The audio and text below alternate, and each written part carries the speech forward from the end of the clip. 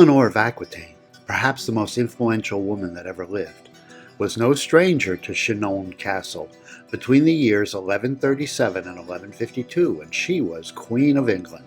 We also visited Chinon Castle, just for one day, in the summer of 2022, and it was a royally incredible experience. We set out from our hotel in La Rochelle on the coast, driving inland 2 hours to the village of Chinon.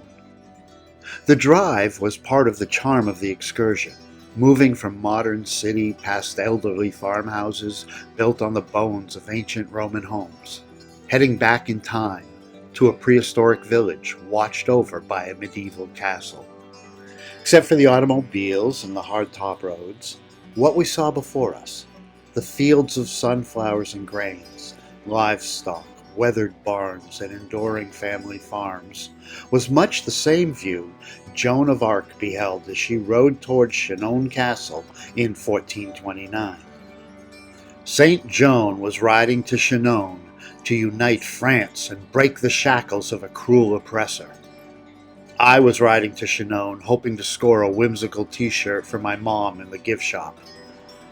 Both Joan and I had holy missions. She succeeded. I failed. Arriving in Chinon, we took the opportunity to enjoy a small picnic on the bank of the River Vienne before touring the castle. The village buildings are built closely together. Almost all are private residences from a variety of historical eras. The origins of Chinon go far back into the mists of time. The land was occupied in the Neolithic period and probably earlier. Early peoples hunting, fishing, and gathering on this bountiful land. For the entire length of human memory, Chinon has always been a crossroads for travel and trade. Compared to the village, the castle is relatively new on the scene, a mere 1,200 years old, but dominates the landscape, perched above the village like some bird of prey or guardian angel. A beautiful setting for a little late morning nosh. We experienced bon chance discovering a small wine and cheese shop just moments before it closed for lunch, which in France goes from roughly noon until any time they feel like coming back to work, usually 3 or 4 in the afternoon, sometimes the same afternoon. Freshly armed with a bottle of the local vintage, a loaf of fresh baked bread, and a big hunk of local cheese, we sat and watched the barges listlessly drift downstream and the lazy green hills beyond the river. Then the castle. Since we parked in the village, we walked the ramparts path, a dusty dirt trail of various widths, steeply twisting past historic structures. The ramparts path wraps around the backside of the castle, along the outer walls and towers, which are impressive, but in no way prepared us for the scale of what we were about to see, because Chinon Castle had been the primary home of royalty and contained a residence fit for a king.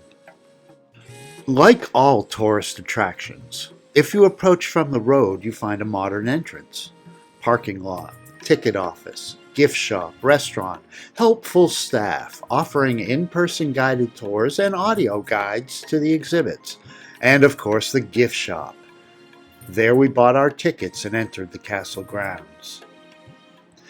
Instead of looking at the tourist center, here's the vineyards across the street from the Welcome Center entrance. Vive la France!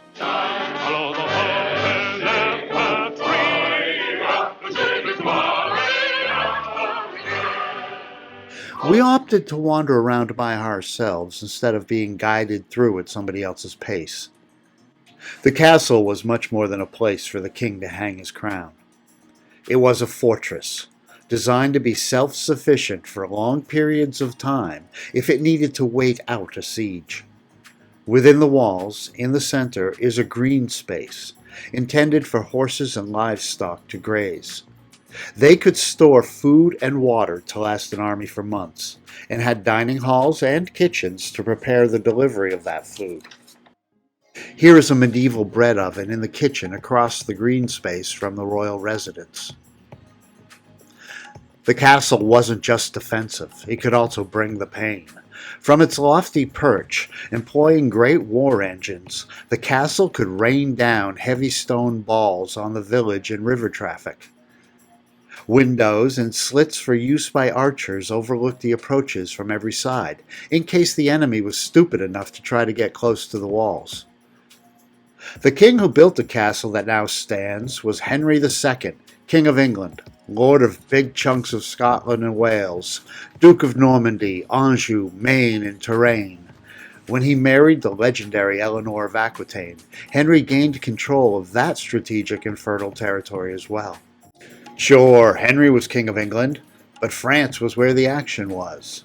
And since he ruled a bigger chunk of France than the so-called King of France did, Henry's primary residence was at Chinon, in the middle of his vast possessions. From there, he projected unrivaled power throughout Europe. Henry died at Chinon in 1189.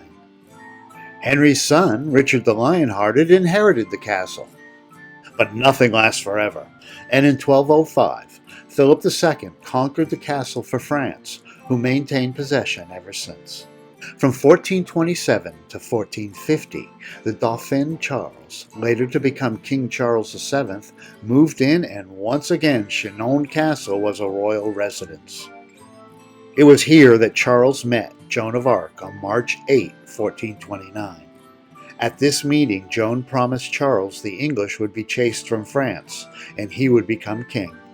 She delivered on both promises before Charles betrayed Joan, leading to her execution. They met in the Great Hall, which was part of the royal residence and has since collapsed. This is the only existing wall of the Great Hall. Joan no doubt warmed herself at its fireplace. In the 16th century, the castle became a prison for a short while, then was abandoned and allowed to decay. In 1840, Chinon Castle was declared a French historic monument, and preservation efforts began. It has paid for its upkeep through taxes and tourist money ever since. Large sections of the walls and ramparts have crumbled into rubble over the years due to the weather and neglect, but most remain to impress today's visitors as they did visitors half a century ago.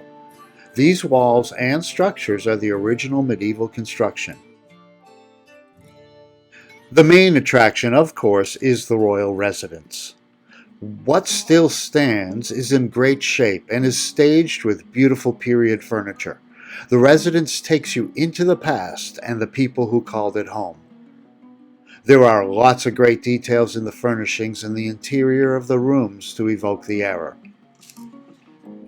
I was particularly interested in the doors and took way too many pictures of them. But as interesting as the royal residence is, the outdoor space is no less magical. The green space and the towers, the walkways along the tall walls, the powerful engines of war, the keeps and stations for soldiers housed there. And the view, that beautiful bird's eye view of the village below, the rooftops, the River Vienne, and the lands beyond. Around every corner, the beauty of the Loire Valley unfolds itself to you. Chinon Castle is a wonderful place for any tourist or student of the medieval era to immerse themselves in French, formerly English, earth-shaking, world-changing history. Henry II, Eleanor of Aquitaine, Richard the Lionhearted, King John, Charles VII, Jeanne d'Arc. Kings and saints slept here. Wars were planned and fates of vast territories decided. Prisoners tortured. Jesus Christ and power politics were worshipped within these walls. We were very aware that we were walking where greatness had trodden. You can see the castle in 2 to 3 hours, but take a day and spend some time in the village. Chinon is far away from the cities for the true French experience. Isn't that why we go to France? Oh God, but I do love being